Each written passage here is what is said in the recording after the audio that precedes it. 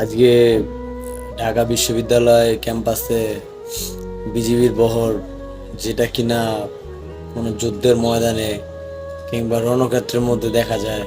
আর basically BGB থাকার কথা হলো আমাদের যে সীমান্ত রক্ষার কাজে।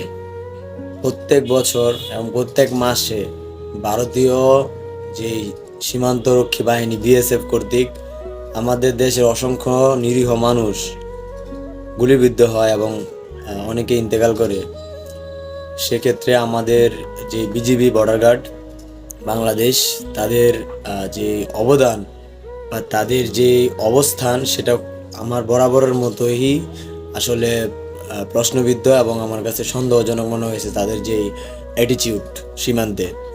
সেক্ষেত্রে দেশের অভ্যন্তরে কোনো সমস্যা হলে তারা দেশের ভিতরে এসে আসলে এদের যে বাহুবল কিংবা পেশি শক্তি কিংবা অস্ত্রে যে ঝঞ্ঝাঝঞ্ঝি দেখাবে, এটা কখনোই কাম্য নয়। এখন আমি যেটা বলতে চাচ্ছি সেটা হচ্ছে যে কোটার মাধ্যমে যখন বিজিবিতে আপনারা এই বিজিবি যখন আমাদের ছাত্রদেরকে হল থেকে বের করে দিলেন, আপনাদেরকে আমি বলতে চাচ্ছি যে কোটার মাধ্যমে বিজিবিতে চাকরি পেয়ে আমার এক বন্ধু, বাল্য বন্ধু, মানে কিরকম লোকজন যে কোটার মাধ্যমে বিজিবিতে চাকরি পায় কিংবা বাংলাদেশ সরকারের বিভিন্ন পদে। আপনারা তো বলতেছেন যে কোটা নাকি একদম একদম চূড়ান্ত পর্যায়ে দুজন থাকলে একজন মেধাবী, একজন দুজনই মেধাবী, একজন রাজাকারের সন্তান, একজন মুক্তিযোদ্ধার সন্তান, তখন আপনারা মুক্তিযোদ্ধার সন্তানকে চাকরিটা দেন। তো আমি যেটা বলবো সেটা হচ্ছে যে আমার এক বন্ধু, সে আমাকে সিলেট শহরে, সে সিলেট বিজিবি কোয়ার্টারে থাকে এবং সিলেটের সীমান্তের রক্ষায় তামাবিল সীমান্তে সে সীমান্তরক্ষী চাকরি করে। তো পরবর্তীতে সে আসলে কোটার মাধ্যমে চাকরিটা পেয়েছে, মুক্তিযোদ্ধা কোটা আছে তার। এবং আমার জানা মতে তার এরকম কোনো এক্সট্রা অর্ডিনারি কোনো মানে কোয়ালিটি ছিল না যেটা দিয়ে সে মানে এই বিজিবিতে চাকরি পাবে। এমনকি তার মানে বাদ পড়ার যথেষ্ট অনেক কারণ ছিল, যেগুলো আমি চোখে আঙ্গুল দিয়ে এবং আপনার আমার সাথে যোগাযোগ করলে দেখাই দিতে পারবো। সে বন্ধু আমাকে দাওয়াত দেয় তার বাসায়, এবং আমি ঢাকা থেকে রওনা হই ট্রেনে রওনা হওয়ার পর আমি যেতে যেতে ওখানে ওর সাথে আমার কথা ছিল যে আমি রাত 9টার মধ্যে পৌঁছাবো। দুঃখজনকভাবে ট্রেনের কিছু মানে শিডিউল সমস্যাজনিত কারণে কিংবা রাস্তায় প্রবলেমের কারণে আমি 9টা 40 নাগাদ ওর দেওয়া লোকেশনে পৌঁছাই।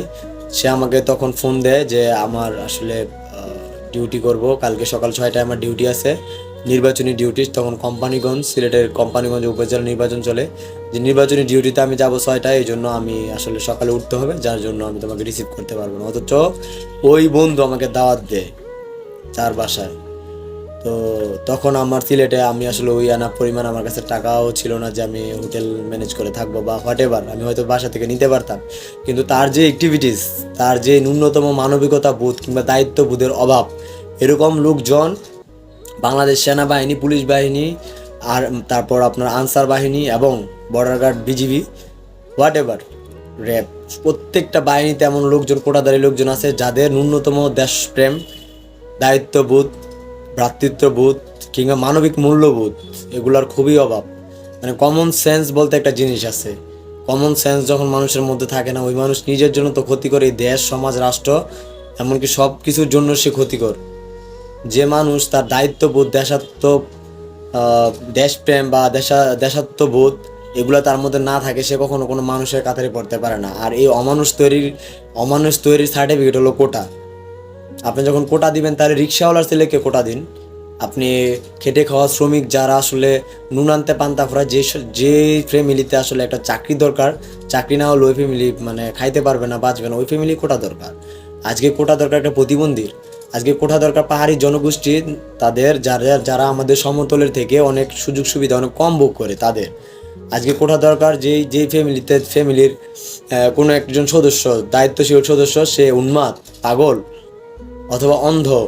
তো এই ধরনের ফ্যামিলিতে একটা ছেলে যদি কোটার মাধ্যমে চাকরি পায়, সেটা হবে কোটা মানে সঠিক প্রয়োগ। আপনারা তো কোটা কোটা বলেন, তো কোটার সঠিক প্রয়োগ।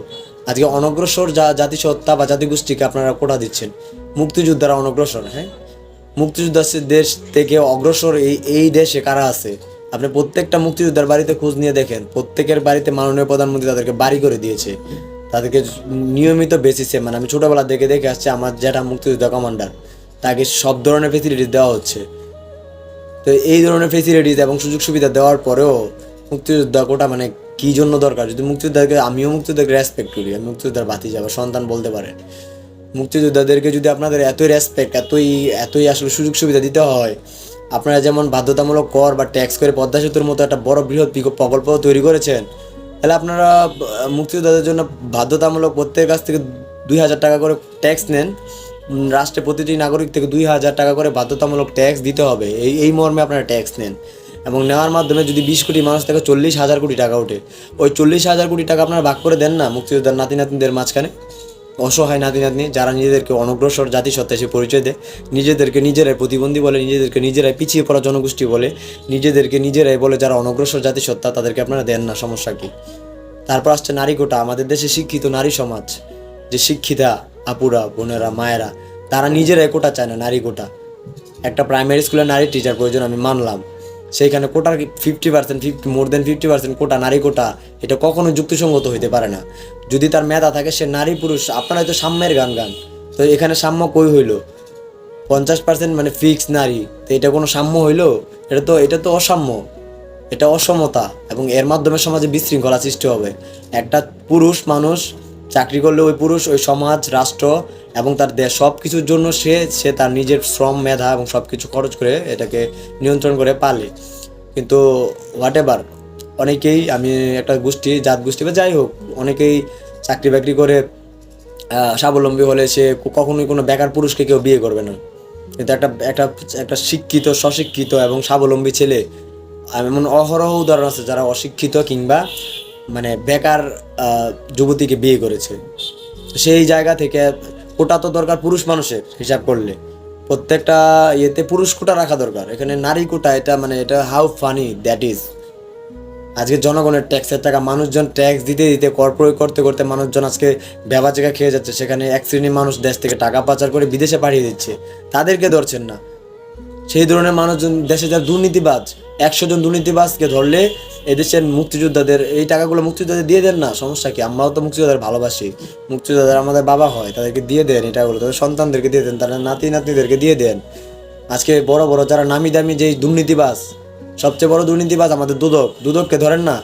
দুদকের কোনো দরকার আছে? যেই দুদক এত বড় বড় দুর্নীতিবাজদেরকে ধরতে পারে না, যখন অন্যান্য লোকজন, সাধারণ এমপি মন্ত্রী কিংবা সাধারণ জনগণ যখন কথা বলছে, তখন দুদক গিয়ে ইনকোয়ারি করে। কেন এতদিন দুদক ছিল না? আজকে ঢাকা বিশ্ববিদ্যালয়ের মতো জায়গায় এত বড় একটা মানে রক্তক্ষয়ী সংঘর্ষ হবে, এটা কি আপনার যে আইন গোয়েন্দা সংস্থা লোকজন আছে তাদের কাছে কি এই ইনফরমেশন ছিল না? তারা তো কোনো জরুরি ব্যবস্থা গ্রহণ করতে পারে না। একটা ছেলে ঢাকা মেডিকেলে আটকা থাকে, একটা মেয়ে ঢাকা মেডিকেলে আহাজারি করে, ঢাকা বিশ্ববিদ্যালয়ের মতো জায়গার লোকজন ঢাকা মেডিকেলে আহাজারি করে, তাদেরকে বের করে আনতে পারেন না। তা আপনার এই প্রশাসন বা এই ডিফেন্স সিস্টেম কিংবা এই প্রতিরক্ষা মন্ত্রণালয়, এই প্রতিরক্ষা খাতে আপনি প্রত্যেক বছর মোর দেন 50% আপনি মানে খরচ করে থাকেন বাজেটের, তো কী লাভ এই বাজেট করে? যেই বাজেট দিয়ে আমার দেশের সার্বভৌমত্ব, স্বাধীনতা খর্ব হয়, কী লাভ? আমিও তো জয় বাংলার সৈনিক, আমিও তো এই দেশের মানুষ, আমিও তো এই দেশের মানে মুক্তির সংগ্রাম বা লড়াইয়ের জন্য গান গাই। এই গান গেয়ে তো কোনো লাভ নাই। যখন একটা গাছের যখন গোড়া বা মূল যখন পচা থাকে, ওই গাছের আগায় পানি ঢাললে কোনো লাভ হবে? কোনো লাভ হবে না। তো এই জন্য আমি মুক্তিযোদ্ধা কোটা বলেন বা যে কোনো কোটা বলেন, যেগুলো আসলে কোনো ভ্যালুলেস কোটা, যেগুলো কোনো ভ্যালু নেই, মুক্তিযোদ্ধা কোটা ভ্যালুলেস মিনস দ্যাট মুক্তিযোদ্ধা ভ্যালুলেস। মুক্তিযোদ্ধারা মানে অনেক সম্মানী, তারা মানে বেহেস্তে যাওয়ার মতো দাবি রাখে, এবং আমি দোয়া করি তাদেরকে আল্লাহ বেহেস্তে নিক। কিন্তু তার মানে এই না যে তাদের ছেলে মেয়ে, নাতি নাতনি এদেশে কোটা পাইতে হবে। ছেলে মেয়ে পর্যন্ত ঠিক আছে, নাতি নাতনি কোটা পাবে, এটা কোন ধরনের আইন? পৃথিবীর কোথাও আছে স্বাধীনতার 56 বছর পর এই মুক্তিযোদ্ধা নাতি নাতনিরা কোটা পাবে? এই জন্য কেউ যুদ্ধে গিয়েছিল? কেউ গিয়েছিল যে আমার নাতি নাতনি কোটা পাবে? কিংবা চাকরিতে বৈষম্য সৃষ্টি করার মাধ্যমে কোটা নিয়ে তারা চাকরি পাবে? এই চাকরি কি দরকার? না খেয়ে মরলেও তো ভালো। এই ধরনের গরিব দুঃখী মেহনতি মানুষ যারা রিক্সা চালায়, তার ছেলেকে বেগম রোকেয়া বিশ্ববিদ্যালয়ে পড়া, ঢাকা বিশ্ববিদ্যালয়ে পড়া, এই ধরনের মানুষের কোটা দরকার। আর কোটা দিয়ে রাখছেন আপনারা যে বড় লোক, মানে তেলা মাথায় আরও তেল দেন আর কি। এই ধরনের ফাইজলামি ছেড়ে যারা এখন পর্যন্ত মানে রাষ্ট্রের গুরুত্বপূর্ণ দায়িত্বে আছে বা কিংবা রাষ্ট্রের দায়িত্বশীল জায়গাতে আছে, জায়গাগুলো দখল করে রয়েছে মুক্তিযুদ্ধ কোটা এবং নানাবিধ কোটার মাধ্যমে, তাদেরকে চিহ্নিত করতে হবে এবং চিহ্নিত করে ওই ধরনের জায়গা থেকে আমি বলবো তাদেরকে সরিয়ে দেওয়ার জন্য, তাদের চাকরি বাদ দিয়ে দেবো এমন দরকার নাই, তাদের যে পোস্ট র্যাঙ্ক থেকে নিচে নামায় দেওয়া হোক। কারণ তারা এখানে একটা বৈষম্যমূলক একটা অবস্থান তৈরি করেছে, যার মাধ্যমে যোগ্যতা সম্পন্ন লোক এদেশে চাকরি পাচ্ছে না, এদেশে প্রমোশন পাচ্ছে না, যার জন্য দেশ ছেড়ে চলে যাচ্ছে। দেশের মেধাগুলো পার্শ্ববর্তী দেশ কিংবা পার্শ্ববর্তী ভূখণ্ডে কিংবা পার্শ্ববর্তী মহাদেশে চলে যাচ্ছে। এতে আমাদের দেশে যে ট্যাক্সের টাকা কিংবা আমাদের দেশের অর্থনীতি মারাত্মকভাবে ক্ষতিগ্রস্ত হচ্ছে। আমাদের দেশে মেধার কোনো মূল্যায়ন হচ্ছে না। যে দেশে মেধাবী, এটা তো আপনারাই বলেন, যে দেশে মেধাবীদের যে দেশে মূল্যায়ন করে না সে দেশে মেধা তৈরি হবে না। যে দেশে কোনো প্লেয়ারকে মূল্যায়ন করে না সে দেশে কোনো ভালো প্লেয়ার তৈরি হবে না। এটা তো আপনারাই বলেন। যে দেশে বীর যোদ্ধার কোনো মান নাই, সম্মান নাই, সে দেশে কেউ যুদ্ধে যাবে না। এই জন্য আমি রিকোয়েস্ট করতেছি যে এই ধরনের আউল ফল কোটাগুলোকে আপনারা বাদ দেন। এতে আপনাদের কোনো রাজনৈতিক কিংবা কিংবা মানে কোনো ধরনের মানবিক বিপর্যয় হবে না। আপনারা যেমন আছেন এমন থাকেন, সবাইকে শান্তিতে থাকতে দেন, সবাই মিলে শান্তিতে থাকতে হবে। নির্দিষ্ট একটা শ্রেণীকে শান্তি দিয়ে একটা বৃহৎ শ্রেণীকে আপনি মানে অস্বীকার করলেন, একটা বৃহৎ শ্রেণীকে আপনি মানে বঞ্চিত করবেন, এটা তো কখনো কাম্য নয়। আমরা আপনার জন্য জীবন দিব, কিন্তু আপনি আপনার জন্য যদি আমি গলা পানিতে নামি, আপনার তো কমপক্ষে হাঁটু পানিতে নামতে হবে নাকি? এদেশের মানুষজন পড়াশোনা করে চাকরি আসা, দেশকে ভালোবেসে দেশের মানুষের জন্য কাজ করা আসা, আপনি সেই কাজ করার সুযোগটা করতে দিবেন না, তাহলে কি হয়? তো এর চেয়ে ভালো আমি বরঞ্চ মনে করি স্কুল কলেজ শিক্ষা প্রতিষ্ঠান যত আছে সবগুলো বন্ধ করে দিয়ে, আমি নিজেই বলেছিলাম যে 2040 সাল পর্যন্ত আপনি ওদেরকে মানে বাধ্যতামূলক আর কি পড়াশোনা বন্ধ, সব ধরনের স্কুল শিক্ষা প্রতিষ্ঠান বন্ধ, তাদেরকে সরকারি উদ্যোগে আপনি 1000টা কলকারখানা তৈরি করে দেন বাংলাদেশের বিভিন্ন জায়গাতে, এবং সেখানে ইকোনমিক্যাল হাব তৈরি করেন এবং ইকোনমিক জোনে পুলিশ নিয়োগ করেন।